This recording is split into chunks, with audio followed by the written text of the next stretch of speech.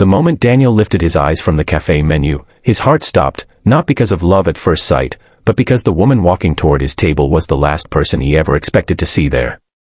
His neighbor.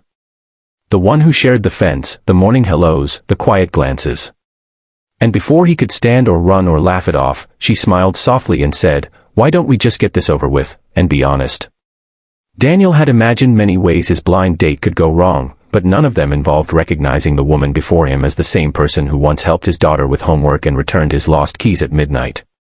Emma slid into the chair like this was fate finally catching up to them. The silence between them was heavy, not awkward, but loaded, years of unspoken familiarity now exposed under cafe lights. Daniel was a single dad who had learned how to survive, not hope. Since his wife passed away, dating felt like betrayal, to grief, to routine, to the fragile peace he had built for his daughter Lily. Emma, on the other hand, carried her own quiet scars. Recently divorced, she had sworn off love after realizing how lonely a marriage could feel when you stopped being seen. They laughed nervously, ordered coffee they barely touched, and decided, almost instinctively, to drop the masks. Emma admitted she recognized him too the moment she walked in, but still chose to stay.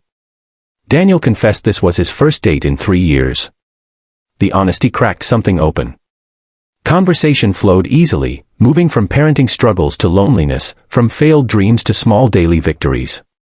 Daniel spoke about Lily's fear of losing him too, how that fear made him afraid to open his heart again. Emma listened, not to reply, but to understand. The evening stretched longer than planned. Outside, rain began to fall, soft and steady, mirroring the calm that slowly replaced Daniel's anxiety. When the cafe closed, neither wanted to leave. They stood under the awning, rain blurring the streetlights, and Emma said quietly, "Why don't we just get dinner sometime, without pretending it's blind?" Daniel smiled, a real one this time. But fear lingered.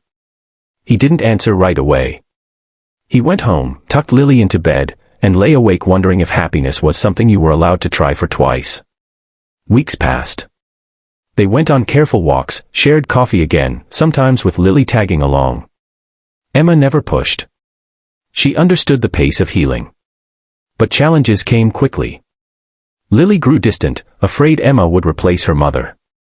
Daniel almost pulled away, convinced he was hurting his daughter.